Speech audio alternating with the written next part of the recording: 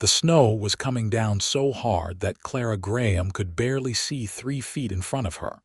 But she kept running anyway, because the alternative was dying in that cabin with the man who had promised to love her, but had turned into something monstrous instead.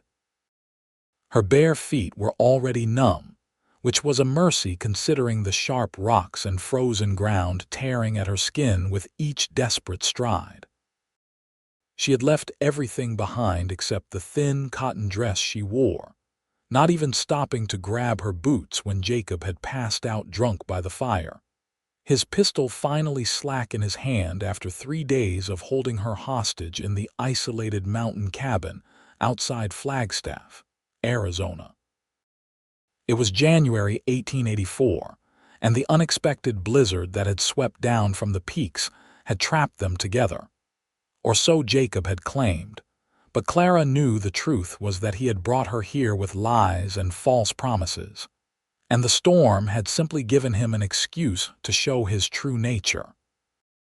Her lungs burned with each gasping breath of frigid air, and somewhere in the back of her mind, she knew that running into a blizzard without proper clothing was likely a death sentence.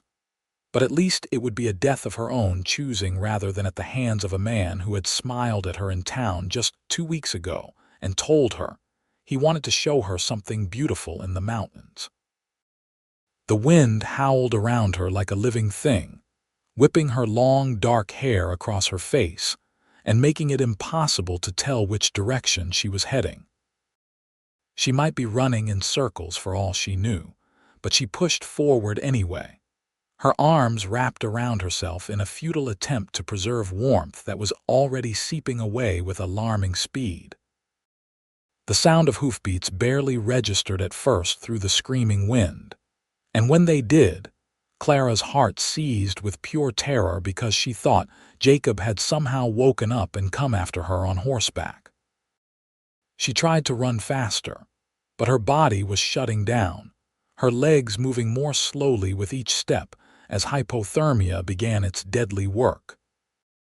The hoofbeats grew louder, closer, and then a dark shape materialized through the white curtain of snow, a horse and rider bearing down on her with frightening speed. "Get on my horse right now."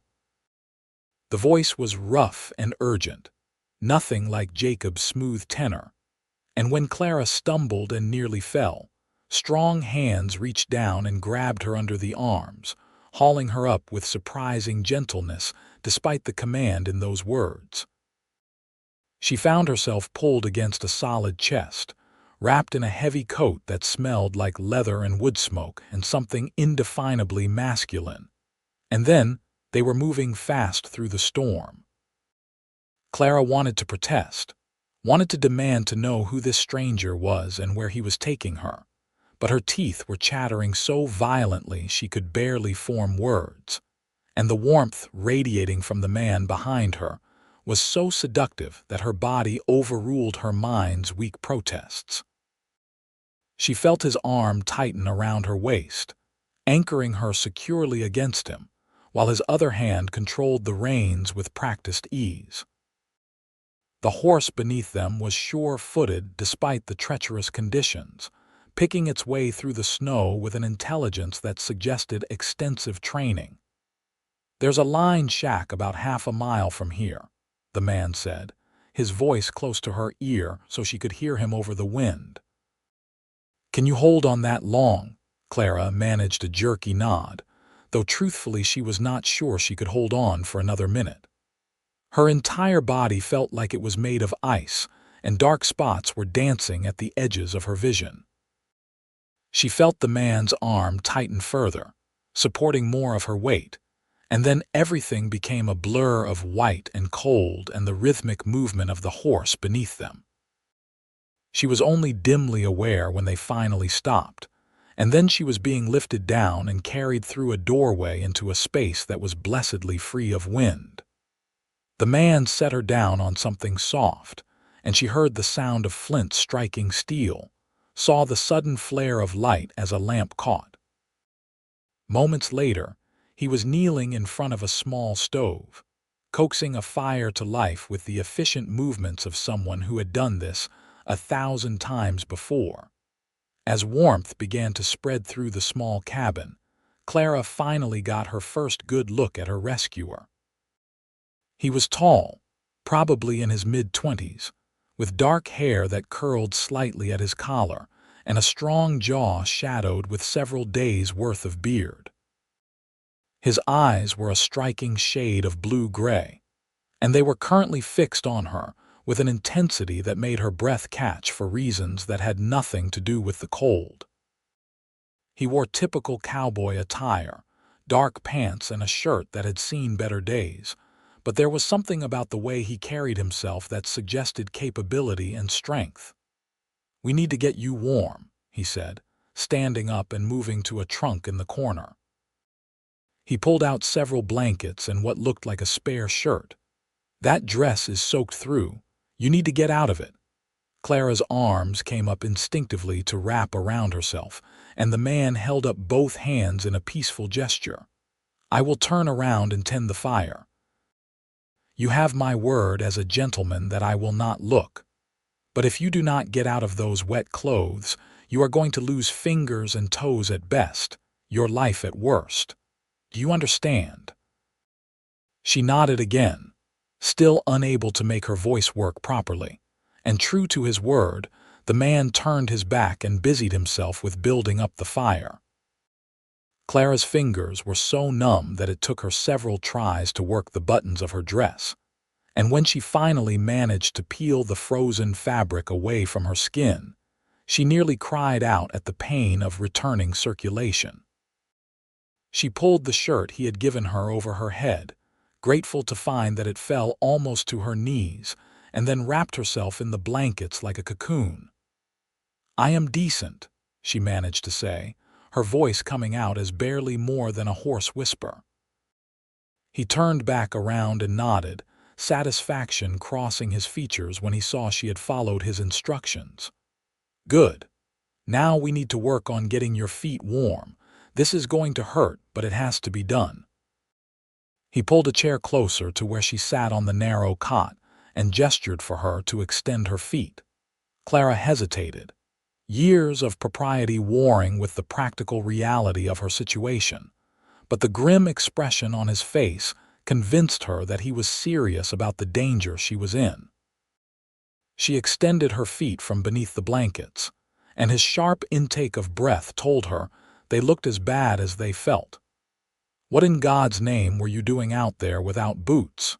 he asked, his hands gentle despite the harsh words as he began to examine her feet. "You are lucky I was checking the line shacks before this storm gets worse, or you would be dead within the hour." "I was running," Clara said, and then to her horror, she felt tears begin to stream down her face. "I had to get away from him. I did not have time to grab anything else." The man's hands stilled on her feet, and when she dared to look at his face, she saw his jaw was tight with suppressed anger. "Who?" he asked, his voice dangerously quiet. "Who were you running from? His name is Jacob Miller. He brought me up here from Flagstaff, told me he wanted to show me something special, but when we got to his cabin, he changed. He had a gun, and he would not let me leave, and he said things, terrible things about what he planned to do once the storm passed, and we were completely cut off." The words tumbled out of Clara in a rush, and once she started talking, she found she could not stop. She told him everything, about how she had been working as a schoolteacher in Flagstaff, about how Jacob had seemed like a respectable businessman, about how stupid she had been to trust him and go with him alone. "You are not stupid," the man said firmly, cutting through her self-recrimination. "He is a predator, and predators are skilled at making their prey feel safe. You are not to blame for his actions." His hands resumed their gentle massage of her feet, working warmth back into the frozen flesh with patient determination. "I am Russell Lawson, by the way. I work for the Triple Bar Ranch, which owns this land and these line shacks." "And you are Clara Graham," she replied, wincing as sensation began to return to her feet in painful waves. "I am pleased to meet you, Mr. Lawson, though I wish it were under better circumstances." "Call me Russell," he said, glancing up at her with a slight smile that transformed his serious features. "I think we can dispense with formalities given that you are wearing my shirt and I am rubbing your feet." Despite everything, Clara felt a laugh bubble up in her throat, though it came out sounding more like a sob. "I suppose you are right, and please call me Clara." They fell into silence for a while, with only the crackle of the fire and the howl of the wind outside breaking the quiet. Russell worked on her feet with steady patience, and gradually, Clara felt warmth begin to seep back into her body. Her feet throbbed painfully, but Russell had assured her that pain was a good sign, meaning the tissue was not too badly damaged. "The storm is going to last at least another day, maybe two," Russell said eventually, moving away to check something in a cabinet. "We have enough supplies here to wait it out comfortably. There is coffee beans, some hardtack, and I think there might be a tin of peaches if we are lucky."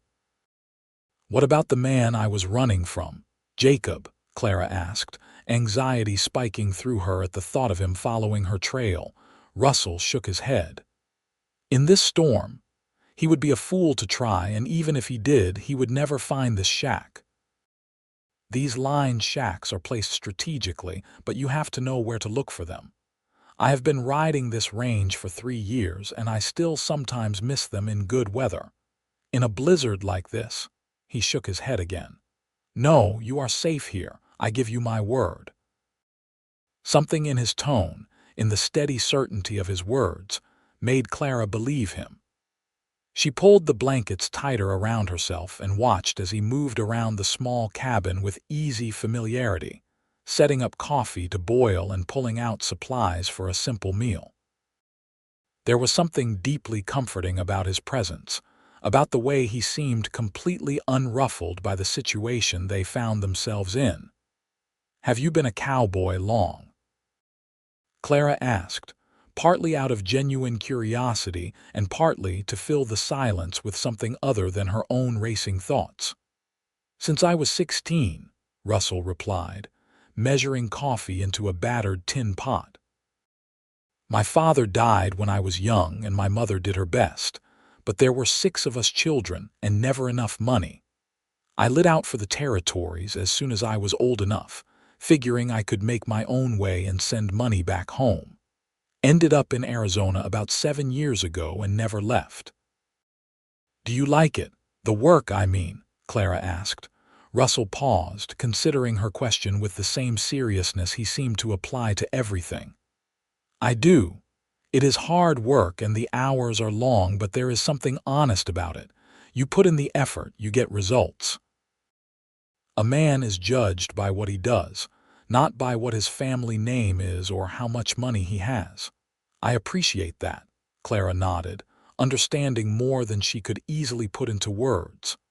"I think that is why I became a teacher. It felt like something real, something that mattered.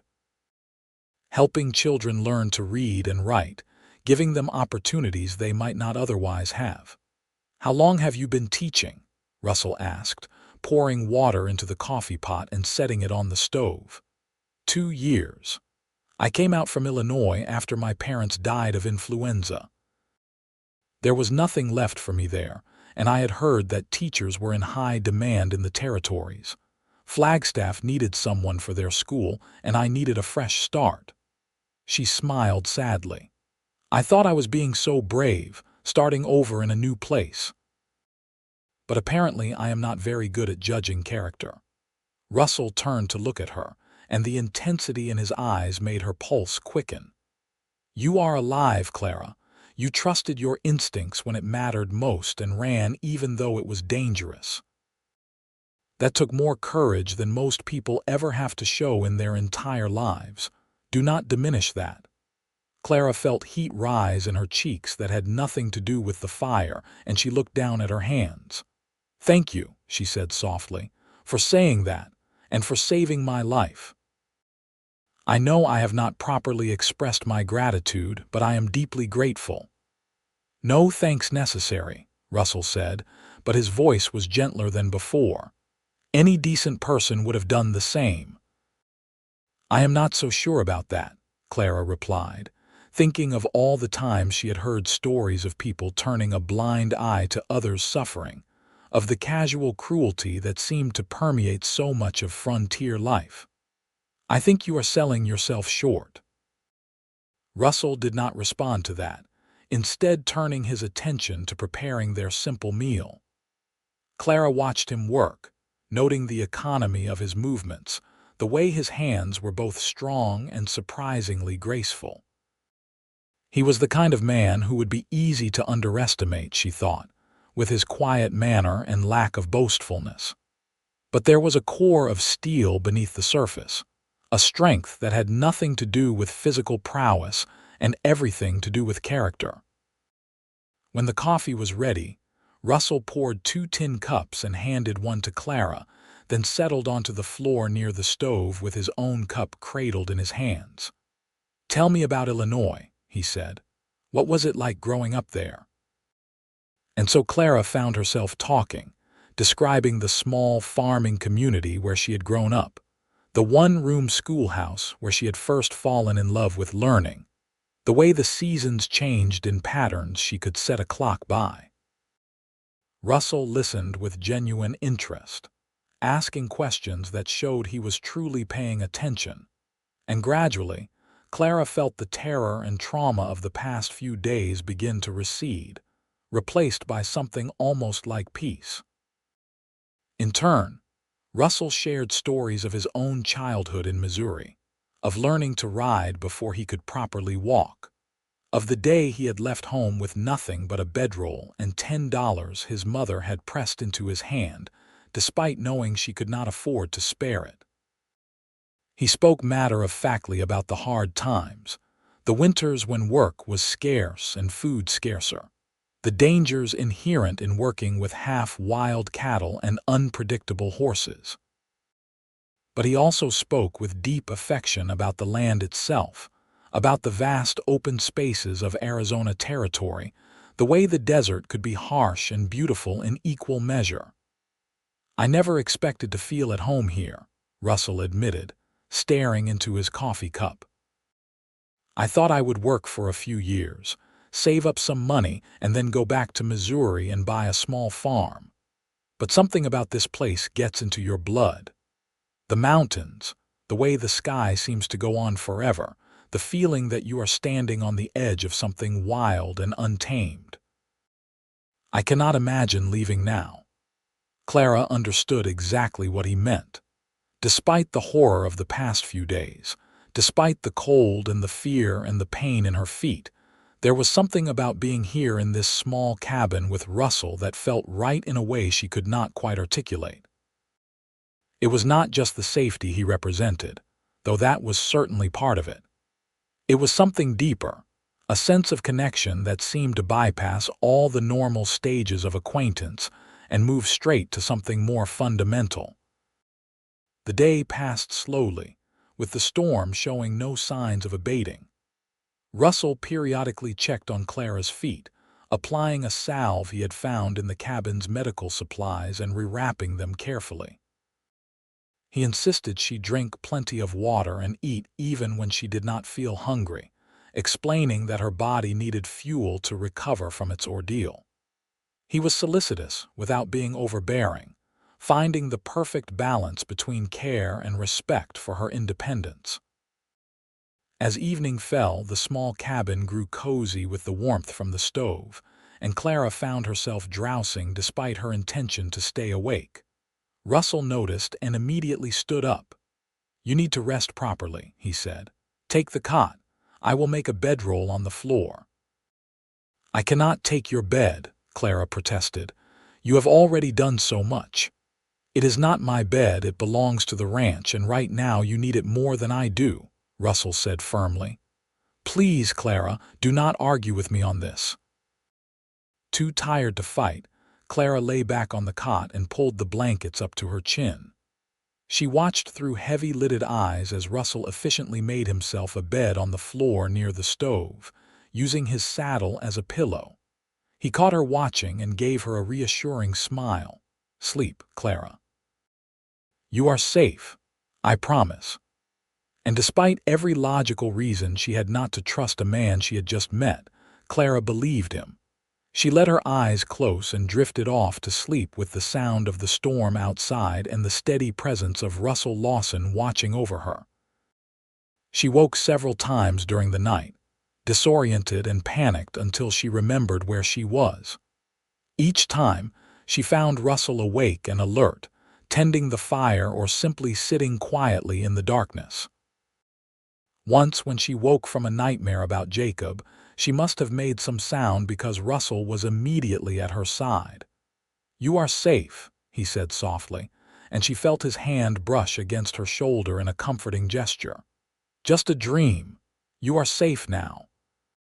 Clara reached out and caught his hand without thinking, holding onto it like a lifeline. Russell did not pull away, instead settling onto the floor beside the cot, his thumb brushing gentle circles over her knuckles until she fell back asleep. When Clara woke properly the next morning, pale light was filtering through the single small window, and the howling of the wind had decreased to a dull roar. Russell was already up, and the smell of coffee filled the small space. Clara sat up carefully, testing her feet and finding them sore but functional. "How are you feeling?" Russell asked, handing her a cup of coffee. "Better," Clara said honestly. "Still shaken, but better. How long do you think the storm will last?" "Hard to say for certain, but I would guess we have at least another full day before it is safe to travel. These mountain storms can be unpredictable."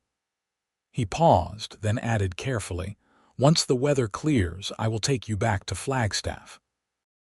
You will need to report what happened to the sheriff, and we will need to make sure you have somewhere safe to stay." The thought of going back, of having to recount her ordeal to officials and face the whispers and speculation that would inevitably follow, made Clara's stomach churn. But she knew Russell was right. Jacob could not be allowed to get away with what he had done, and there might be other women he had targeted or planned to target.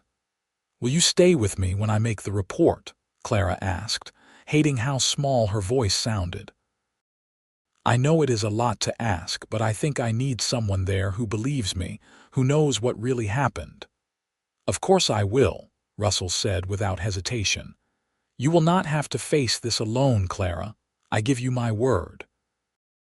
They spent the rest of the day in companionable quiet, talking intermittently about inconsequential things, carefully avoiding the topic of what would happen after the storm. Russell taught Clara a card game his mother had taught him, and she found herself laughing at his terrible poker face, which he claimed was deliberate but she suspected was genuine. He told her stories about the other cowboys at the Triple Bar Ranch, painting vivid pictures of men with names like Sagebrush Sam and Cactus Pete, who were probably only half as colorful as his descriptions made them sound. As the afternoon wore on, Clara found herself watching Russell when he was not looking, noticing little things about him. The way his eyes crinkled at the corners when he smiled, the calluses on his hands that spoke of hard physical labor, the unconscious grace with which he moved even in the confined space of the cabin. She thought about how strange it was that she felt more comfortable with this man after one day than she had felt with Jacob Miller after weeks of courtship. There was something fundamentally trustworthy about Russell Lawson, something solid and real that could not be faked. "What are you thinking about?" Russell asked, catching her staring. Clara felt her cheeks heat, but she decided to be honest. "I was thinking about how different you are from Jacob, how I should have seen what he was, but I did not. I kept making excuses for little things that made me uncomfortable, telling myself I was being silly or overly cautious." Russell set down the knife he had been using to whittle a piece of wood and looked at her seriously. "Clara, Men like Jacob Miller are skilled manipulators. They know how to present themselves as trustworthy, how to exploit social expectations and women's conditioning to be polite and accommodating. The fault is entirely his, not yours. I know that intellectually, Clara said. But emotionally, I keep wondering what I missed, what signs I ignored. That is natural, Russell replied. But try not to torture yourself with it. The important thing is that you trusted your instincts when it truly mattered. You ran, even though it was dangerous because you knew staying was worse. That shows strength, Clara, not weakness. Clara felt tears prick at her eyes again, but this time they were tears of gratitude rather than fear or shame. "How did you get to be so wise?" she asked, trying to lighten the mood. Russell chuckled. "I am not wise. I am just a cowboy who has seen enough of the world to know that things are rarely as simple as they seem. And I have a sister about your age. I would hope that if she were ever in trouble, someone would help her the way I am trying to help you." The mention of his sister made Clara curious. "You said you send money home. Do you ever go back to visit?" "Not as often as I should," Russell admitted.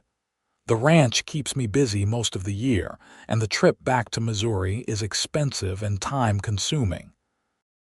But I write letters, and my mother writes back to tell me about everyone's lives. My sister Margaret got married last year to a shopkeeper in town. By all accounts, he is a good man who treats her well, which is all I could ask for." "You must miss them," Clara said softly. "Every day," Russell replied, his voice tinged with sadness. "But a man does what he has to do to provide for his family. I make good wages at the Triple Bar, and the foreman has hinted that I might be promoted to range boss within the next year or two. That would mean even better pay and more stability." Clara found herself imagining Russell as a range boss, directing other cowboys and managing large sections of rangeland. It was easy to picture him in that role. He had the quiet authority and competence that men would naturally respect. "Tell me more about the ranch," Clara said, genuinely curious. "What is it like working there?" Russell's face lit up as he described the Triple Bar Ranch, and Clara could hear the affection in his voice.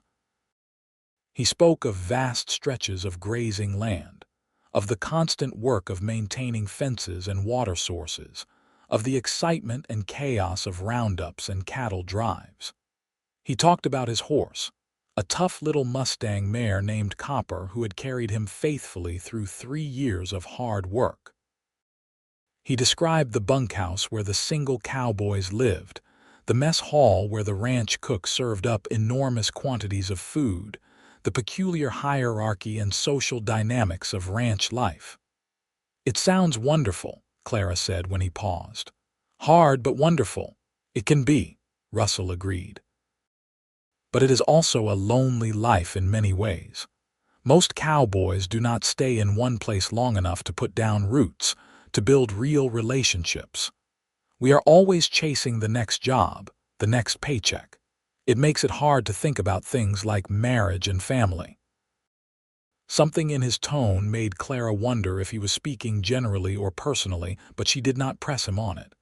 Instead, she said, "Is that something you want? Marriage and family?"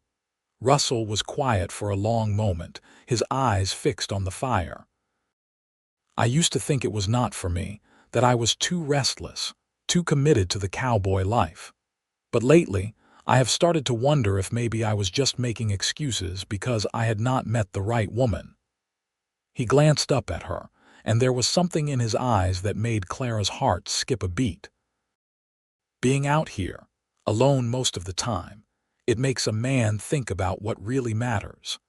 And I have started to realize that all the money and promotions in the world do not mean much if you have no one to share your life with."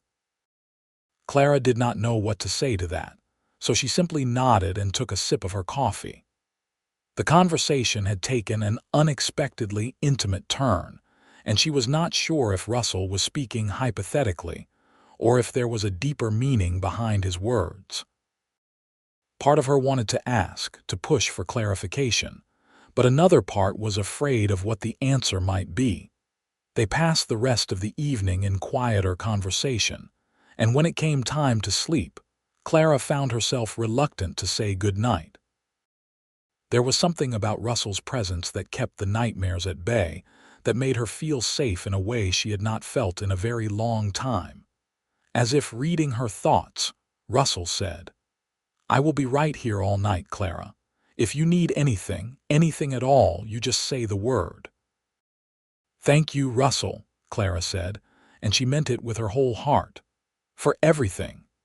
She lay awake for a while after the lamp was extinguished, listening to the storm outside and the sound of Russell's steady breathing.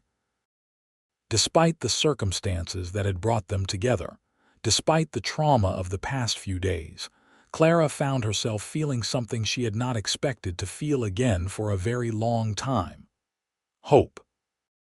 The next morning dawned clear and cold, with the storm finally blown out and brilliant sunshine glittering off the fresh snow. Russell checked outside and confirmed that while the snow was deep, it would be possible to travel if they took it slowly and carefully. "We should try to make it back to Flagstaff today," Russell said, though Clara noticed he did not sound particularly enthusiastic about the prospect. "You need to see a proper doctor about your feet, and we need to report what happened with Jacob Miller." Clara nodded, though she felt a pang of regret at the thought of leaving the cozy safety of the line shack. Here, suspended in time and isolated from the world, she could almost forget about Jacob and the fear and everything that waited for her back in town. But she knew they could not stay here forever, and Russell was right about needing medical attention and filing a report. Russell went outside to check on his horse and prepare for the journey while Clara changed back into her dress, which had dried overnight by the fire. It was wrinkled and stained, but it was all she had. Russell returned with his coat and a pair of thick socks, which he insisted she wear even though they were far too large for her.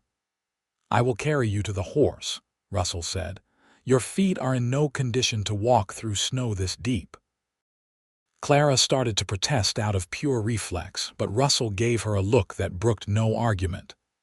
"Clara, you have already proven your courage and independence. You have nothing left to prove to anyone, least of all me. Let me help you." So Clara allowed herself to be lifted in Russell's strong arms, and she wrapped her arms around his neck as he carried her outside to where his horse waited patiently. Copper, the Mustang mare, was sturdy and calm despite the unusual circumstances, and she stood perfectly still as Russell lifted Clara onto the saddle before swinging up behind her. The ride back to Flagstaff was slow and careful, with Russell guiding Copper through snowdrifts and around fallen branches with practiced skill. He kept one arm wrapped securely around Clara's waist, and she found herself leaning back against his solid warmth, grateful for his presence and his protection. As they rode, Clara found her thoughts drifting to Jacob, wondering if he had survived the storm, if he was looking for her, if he would try to come after her once he realized she had escaped. As if sensing her tension, Russell's arm tightened around her.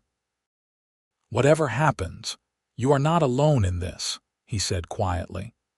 "I will be with you every step of the way." Clara placed her hand over his where it rested against her waist, a gesture of gratitude and something more that she was not quite ready to name. "I do not know what I did to deserve your kindness, but I am grateful for it, more grateful than I can say." "You do not have to deserve kindness, Clara.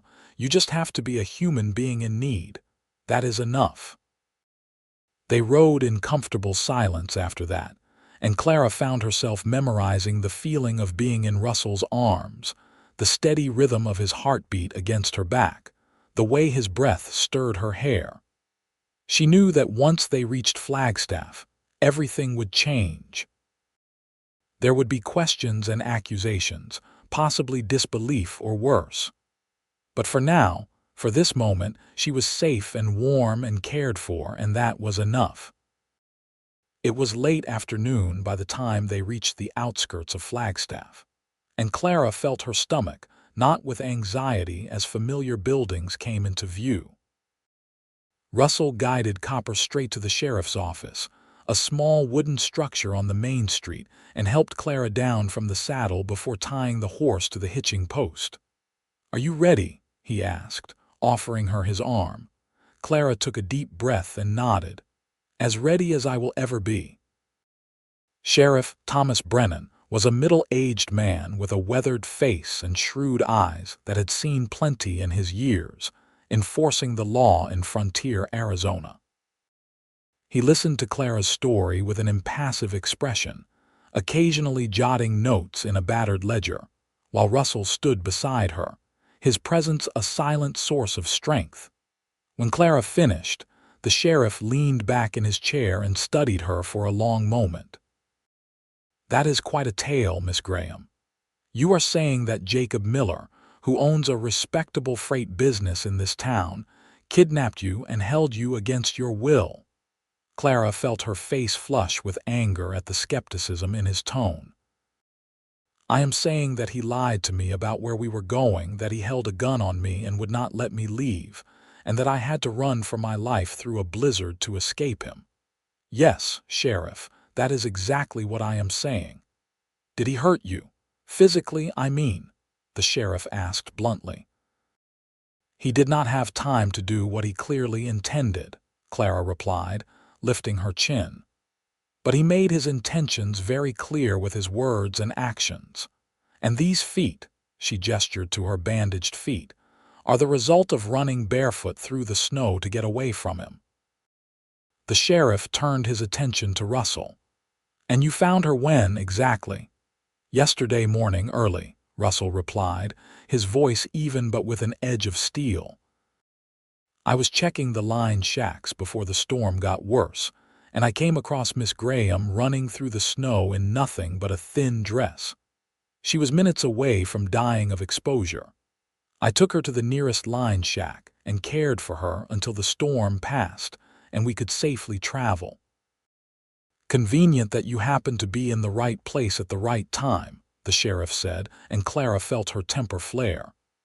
"Are you suggesting that Russell is lying?" she demanded. "He saved my life, Sheriff Brennan. If he had not found me when he did, I would be dead right now." "Dead because Jacob Miller is a monster who preys on women." "I am not suggesting anything, Miss Graham. I am simply gathering facts," the sheriff replied, though his tone suggested otherwise. "The problem is, we only have your word against Jacob Miller's.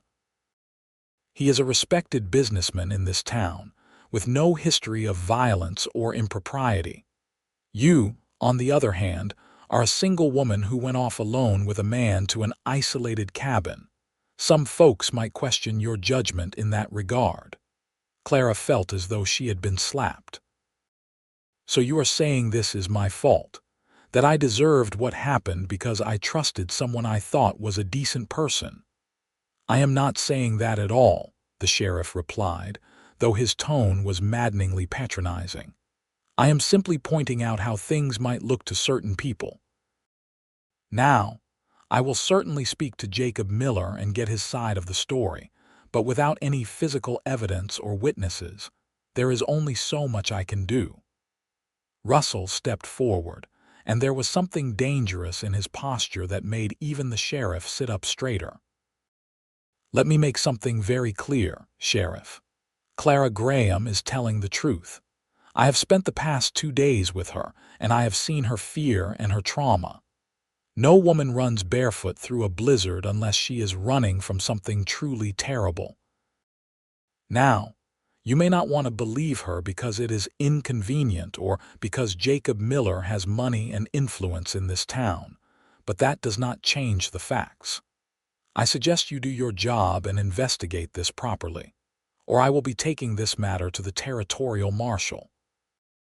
The sheriff's eyes narrowed. "Are you threatening me, Mr. Lawson? I am informing you of the consequences if you fail to take this seriously." Russell replied calmly. "Miss Graham is a school teacher in this town, a respectable woman who has done nothing wrong. She deserves to have her complaint treated with the same consideration you would give to any other citizen." The two men stared at each other for a long moment, and then the sheriff sighed and nodded. "Fine. I will investigate, but I am telling you both now, this is not going to be simple or easy. Jacob Miller has friends in this town, and there are going to be people who do not want to believe he is capable of what you are accusing him of." "The truth does not care what people want to believe," Clara said quietly.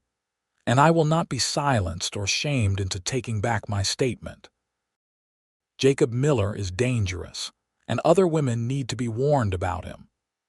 The sheriff made a few more notes and then dismissed them with instructions to stay in town and remain available for further questioning. As they left the office, Clara felt exhausted and discouraged, the reality of what she was facing settling over her like a heavy weight. "That did not go well," she said as Russell helped her onto Copper's back. "It went about as well as I expected," Russell replied grimly. "But do not lose heart, Clara. The truth will come out eventually. And in the meantime, we need to find you somewhere safe to stay and get a doctor to look at your feet." Clara directed Russell to the boarding house where she rented a room, and Mrs. Henderson, the proprietor, came bustling out when they arrived, her face a mix of relief and concern. "Miss Graham, we have been so worried about you. When you did not return from your outing with Mr. Miller and then the storm came, we feared the worst." Mrs. Henderson's eyes took in Clara's disheveled appearance and the way Russell was supporting her, and her expression turned calculating. "Who is this gentleman?" "This is Mr. Russell Lawson," Clara said, too tired to deal with the social niceties. "He saved my life." "Mrs. Henderson, I need to rest, and I need a doctor to look at my feet. Can you please send for Dr. Patterson?" Mrs. Henderson's eyes widened, but she nodded and hurried off, calling for her husband to fetch the doctor. Russell carried Clara inside and up to her room, setting her gently on the bed before stepping back respectfully.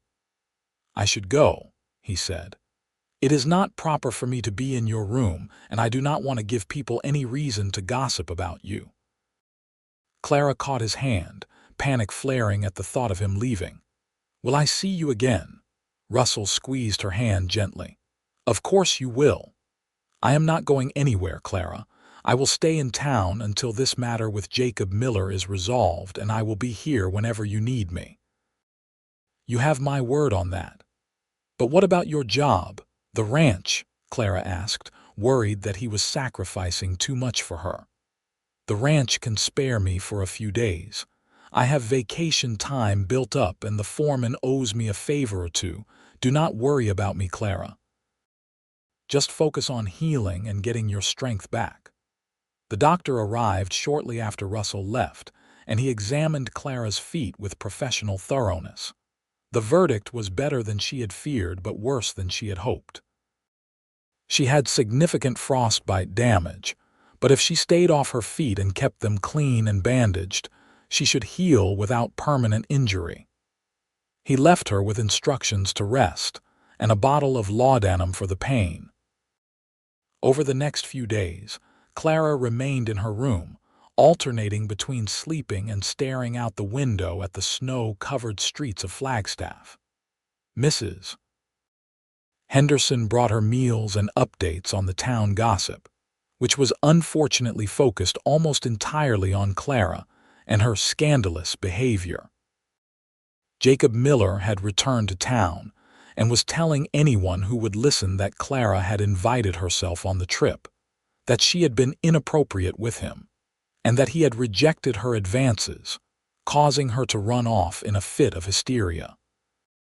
The rumors were painful, but what hurt more was how many people seemed willing to believe Jacob's version of events.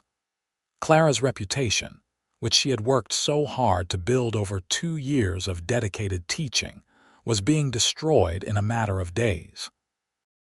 Several parents had already approached the school board demanding that she be dismissed, claiming they did not want their children taught by a woman of questionable morals. Through it all, Russell remained a constant presence.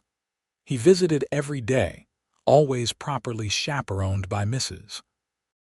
Henderson or her husband, and he brought Clara small gifts, books to read, a bag of peppermint candies, a beautiful embroidered handkerchief.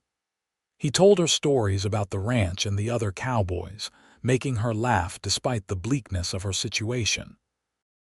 And most importantly, he believed her without question or reservation, defending her reputation to anyone who dared to question it in his presence.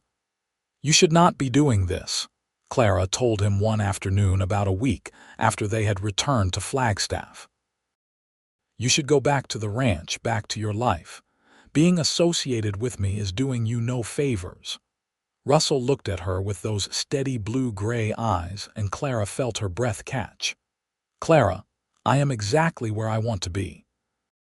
And I do not care what small-minded people think of me or my choices.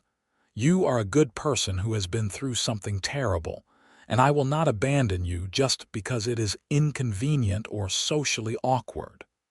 "But why?" Clara asked, the question that had been burning inside her for days finally breaking free. "Why are you doing all this for me? You do not owe me anything, Russell. We barely know each other." Russell was quiet for a long moment, and when he finally spoke, his voice was low and intense. "Because from the moment I saw you running through that snow, so brave and determined even when you must have been terrified, something in me recognized something in you.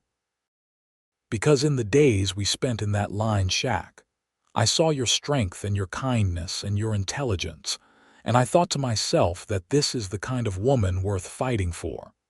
Because when I think about my future now, I cannot imagine it without you in it." Clara stared at him, her heart pounding so hard she was sure he must be able to hear it.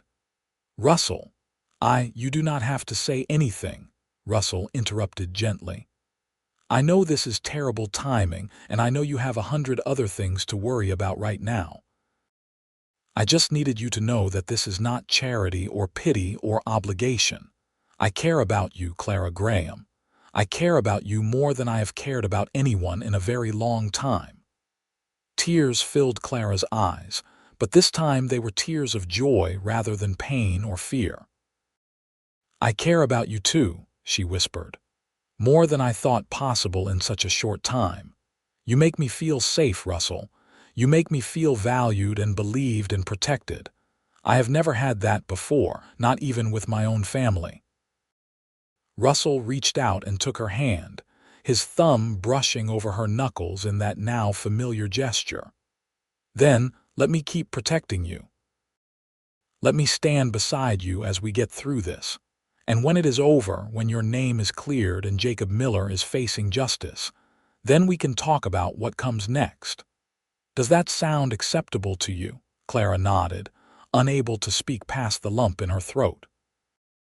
She squeezed his hand, pouring everything she could not yet say into that simple gesture, and Russell smiled at her with such warmth and affection that she felt something tight and scared inside her chest finally begin to unwind. The resolution, when it came, was both faster and more dramatic than anyone had expected. 3 days after Clara's conversation with Russell, a young woman named Emma Tate came forward with her own story about Jacob Miller. She had been too afraid to speak up before, but hearing about what had happened to Clara had given her courage. Emma's story was disturbingly similar to Clara's, except that she had not been as lucky. Jacob had assaulted her 6 months earlier, and she had been too ashamed and afraid to tell anyone. With 2 women making similar accusations, Sheriff Brennan could no longer dismiss the complaints as the hysteria of a single vindictive female. He arrested Jacob Miller and charged him with assault and kidnapping. The investigation uncovered 2 more victims, women who had been too frightened or ashamed to come forward, until they knew they were not alone. The trial, when it finally took place, was the biggest news Flagstaff had seen in years. Russell sat beside Clara throughout the entire proceeding, his presence a source of strength and comfort. Clara had to testify about her ordeal, had to endure Jacob's lawyer trying to paint her as a scheming woman who had fabricated her story for attention or revenge. But with multiple victims corroborating the same pattern of behavior, the jury did not take long to reach a guilty verdict. Jacob Miller was sentenced to 15 years in the territorial prison, and while Clara knew no amount of prison time could truly compensate for what he had done, it was still a victory. He would not be able to hurt anyone else for a very long time. In the aftermath of the trial, Clara's reputation was largely restored. The school board voted to keep her on as a teacher, and many of the people who had been so quick to believe Jacob's lies came to her with shamefaced apologies. Clara accepted their apologies with grace, though privately she never quite forgot who had stood by her and who had not. Through everything, Russell remained at her side. He had taken a leave of absence from the Triple Bar Ranch, using his savings to pay for a room at the boarding house, and making himself useful around Flagstaff doing odd jobs and temporary work. As Clara healed, both physically and emotionally, she found her feelings for Russell deepening into something profound and unshakable. It was a warm spring evening, nearly 3 months after that desperate flight through the snow, when Russell finally asked the question Clara had been hoping to hear. They were sitting on the porch of the boarding house, watching the sunset paint the sky in shades of gold and crimson, when Russell took her hand. "Clara, I know we have not known each other very long by conventional standards," he began, "but I have never been more certain of anything in my life. You are the strongest, bravest, most remarkable woman I have ever met, and I cannot imagine my future without you in it. Would you do me the very great honor of becoming my wife?" Clara felt joy bubble up inside her like a spring, pure and bright and overwhelming. "Yes," she said, her voice strong and clear and full of certainty. "Yes, Russell, I will marry you. Nothing would make me happier." Russell's face lit up with a smile so brilliant it took her breath away, and then he was pulling her into his arms, holding her close as if she were something precious and irreplaceable. Clara wrapped her arms around his neck and buried her face in his shoulder, breathing in the familiar scent of leather and wood smoke, and the indefinable essence that was purely Russell. They were married a month later in a simple ceremony at the small church in Flagstaff, with Mrs. Henderson and Emma Tate serving as witnesses. Clara wore a dress of pale blue silk that Mrs. Henderson had helped her sew, and Russell wore his best shirt and a string tie that he clearly felt uncomfortable in, but wore anyway because Clara had asked him to. The ceremony was brief but heartfelt, and when the minister pronounced them husband and wife, Russell kissed Clara with such tenderness and passion that several ladies in the congregation fanned themselves vigorously. Russell had saved enough money to make a down payment on a small ranch about 20 miles outside of Flagstaff, a property with good water and enough grazing land to support a modest herd of cattle. He planned to continue working for the Triple Bar while building up his own herd gradually, and Clara had arranged to teach at a small school near their new property that served the children of local ranchers and homesteaders. Their first year of marriage was hard work but deeply satisfying. Russell proved to be everything Clara had hoped for in a husband: hardworking, honest, affectionate, and unfailingly respectful of her intelligence and opinions. He consulted her on every major decision regarding the ranch, valued her input, and never once made her feel like her contributions were less important than his own. Clara threw herself into making their small ranch house a home, learning to cook on a wood stove and manage a household in the challenging environment of frontier Arizona. She continued teaching, finding joy in educating the ranch children who might otherwise have had no access to formal schooling. And in quiet moments, when she and Russell sat together on their porch watching the sunset, she marveled at how her life had changed so dramatically in such a short time. It was during the summer of their second year of marriage that Clara realized she was pregnant. She told Russell over dinner one evening, simply and directly, and watched as shock and then pure joy spread across his face. "A baby," he said, his voice rough with emotion. "Clara, are you certain?" "As certain as I can be without seeing a doctor," Clara replied, smiling at his reaction. "But yes, I am quite sure. We are going to have a baby, Russell." Russell came around the table and pulled her into his arms, holding her with such careful tenderness that Clara felt tears spring to her eyes. "I am going to be a father," he murmured, wonder in his voice. "We are going to be parents." The pregnancy was not easy. Clara suffered from terrible morning sickness in the early months, and the Arizona heat made the later months nearly unbearable. But Russell was attentive and caring, taking on extra chores without complaint, and doing everything he could to make her comfortable. He read to her in the evenings from books he borrowed from the small library in Flagstaff, and he talked to her growing belly, telling their unborn child stories about the ranch and the horses and the wide open Arizona sky.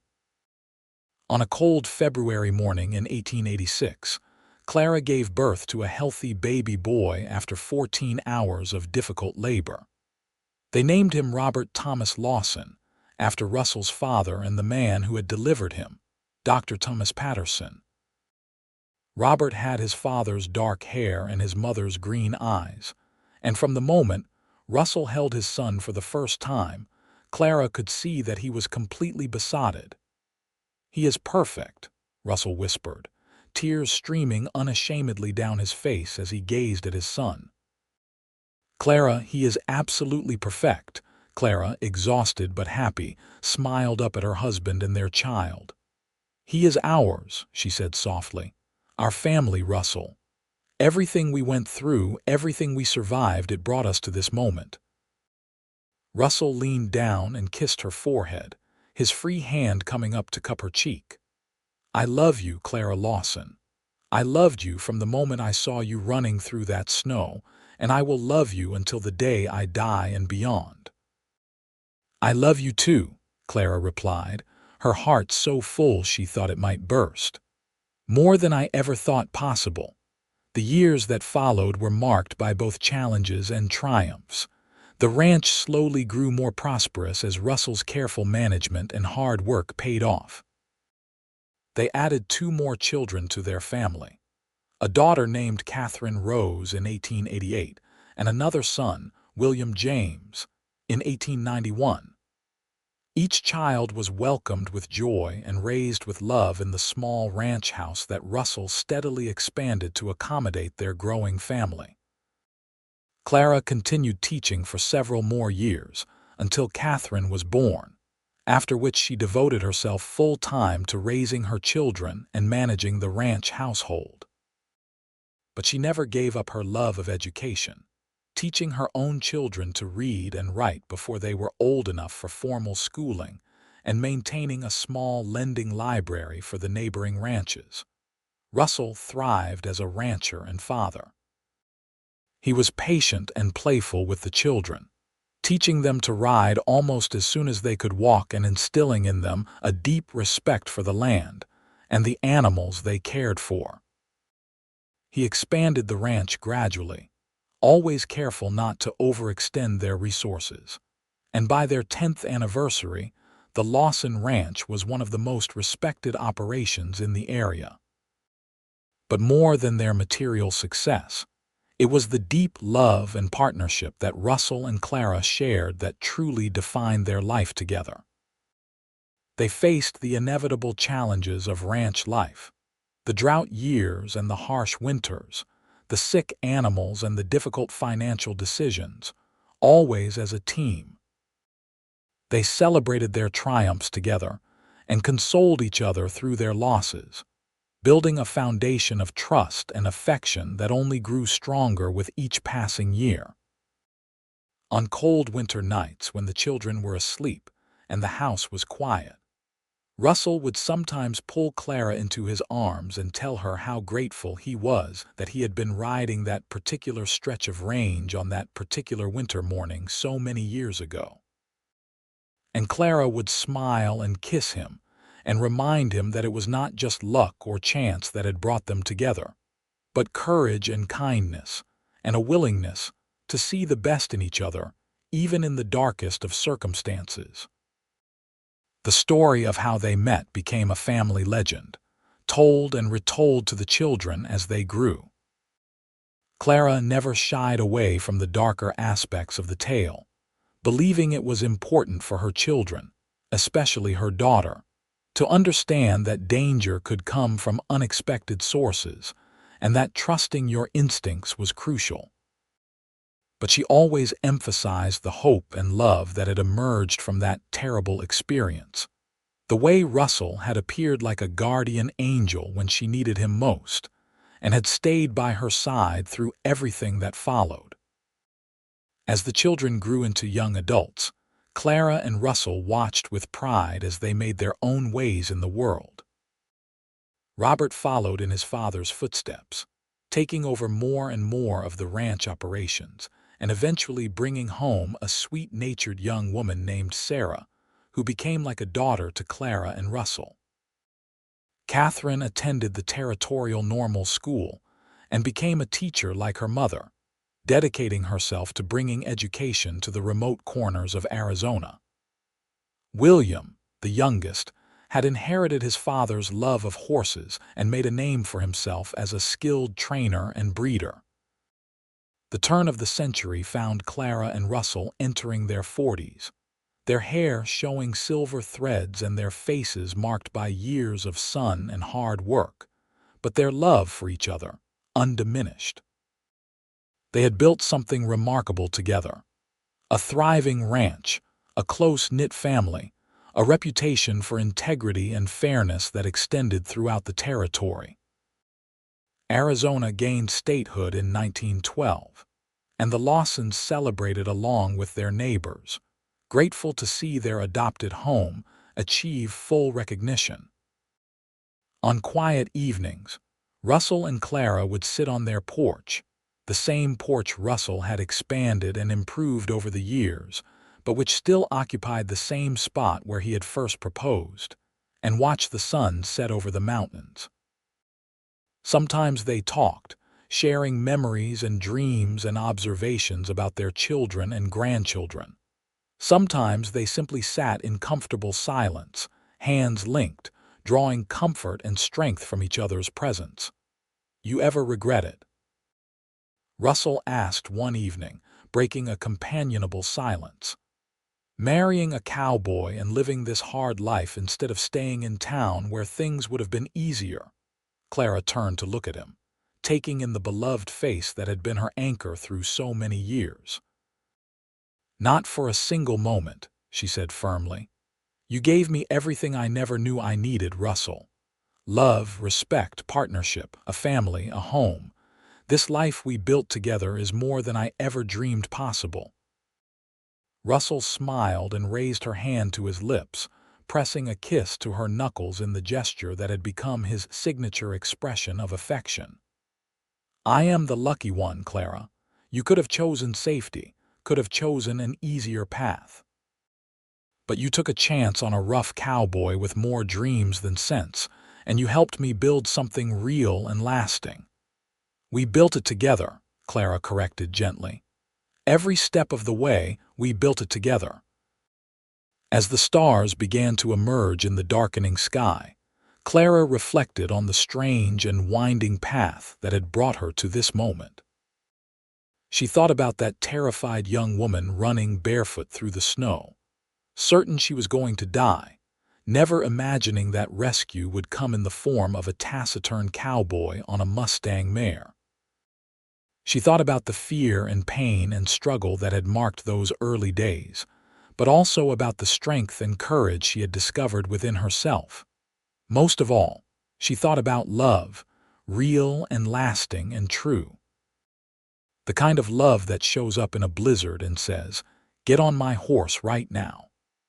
The kind of love that stands beside you through trials and scandals and whispered gossip. The kind of love that builds a ranch and raises children and weathers every storm life can throw at it. The kind of love that turns a moment of terror into a lifetime of happiness. Years continued to pass, marked by the changing seasons and the steady rhythm of ranch life. Clara and Russell aged gracefully, their bodies bearing the marks of hard work and long years, but their spirits remained strong. They were blessed to see their grandchildren grow, to pass on the stories and values that had shaped their own lives, to know that the legacy they were leaving was one of love and integrity. In the spring of 1920, as Clara approached her 60th birthday, she and Russell took a rare trip away from the ranch. They traveled back to the area where the line shack had stood, where Russell had first found Clara all those years ago. The original shack was long gone, replaced by a more substantial cabin, but the location was the same. They stood together in the spot where Russell had swept Clara up onto his horse, and they remembered. 36 years, Clara marveled, leaning into Russell's embrace. 36 years since the worst day of my life turned into the beginning of the best thing that ever happened to me. 36 years since I found my reason for everything, Russell replied, his arms tightening around her. My reason to work hard to be better, to build something lasting. You gave my life meaning, Clara. They stood there for a long time, two people who had been through so much together, who had built a life out of the ashes of trauma and fear. And as they finally turned to head back to the horse that would carry them home, Clara sent up a silent prayer of gratitude for the strange and wonderful twists of fate that had brought her to this place, to this man, to this life. The years that followed brought the inevitable changes and losses that come with age. Friends and neighbors passed away. The world changed in ways both exciting and troubling, and Clara and Russell gradually turned over more of the ranch operations to Robert and his family. But through it all, their love remained constant, a beacon that had guided them through 4 decades of life together. On a crisp autumn morning in 1928, Russell passed away peacefully in his sleep, his hand clasped in Clara's, his last words a whispered, "I love you," that Clara would treasure for the rest of her days. The grief was profound, the loss of her partner and best friend nearly unbearable, but Clara took comfort in knowing that they had been blessed with 44 years together, years filled with love and laughter and purpose. Clara lived for another 8 years after Russell's passing, surrounded by her children and grandchildren, content in the knowledge that she and Russell had built something that would endure long after they were gone. She remained active in the community, becoming a beloved grandmother figure to multiple generations of ranch families, always ready with a word of wisdom or encouragement. In her final days, as Clara lay in the bedroom she had shared with Russell for so many years, surrounded by the faces of those she loved most, her mind drifted back to that snowy morning so long ago. She could almost feel the cold biting at her bare feet, could hear the wind howling through the trees, could remember the sheer terror that had driven her forward when every logical part of her brain was screaming that she should give up. And then, as clear as if it were happening all over again, she heard Russell's voice, "Get on my horse right now." Those 6 words had changed everything. They had been her salvation in the most literal sense, the moment when death had been replaced by life, fear by hope, despair by love. Clara smiled, her hand moving as if to reach for someone only she could see, and then she was running again, Not through snow this time, but through golden light. And Russell was there waiting for her, just as he had always been, offering his hand and his heart and his unwavering love. The Lawson ranch continued to thrive for generations, passed down from parent to child, each generation adding their own chapter to the family story. But the tale that was told most often, the story that became the foundation of the family's identity, was the story of how Clara Graham ran barefoot through the snow, and how Russell Lawson caught up to her and changed both their lives forever. It was a story about courage in the face of terror, about the unexpected places we find love, about the way one moment of bravery can ripple outward to affect generations. It was a story about trust and partnership, about building something meaningful from the rubble of trauma, about the transformative power of genuine caring. But most of all, it was a love story, pure and simple. The kind of love story that only happens once in a lifetime, if you are very lucky. The kind that starts with 6 desperate words in a blizzard and ends with a lifetime of devotion, partnership, and joy. The kind that proves love really can conquer all, even when it starts in the most unlikely and terrifying of circumstances. And so the story of Clara and Russell lived on, told on cold winter nights when the snow fell outside and families gathered around warm fires. It lived on in the values they had instilled in their children and grandchildren. It lived on in the ranch they had built with their own hands and the community they had helped to shape. But most importantly, it lived on in the example they had set of what real love looks like: patient, kind, enduring, and worth fighting for, no matter the odds.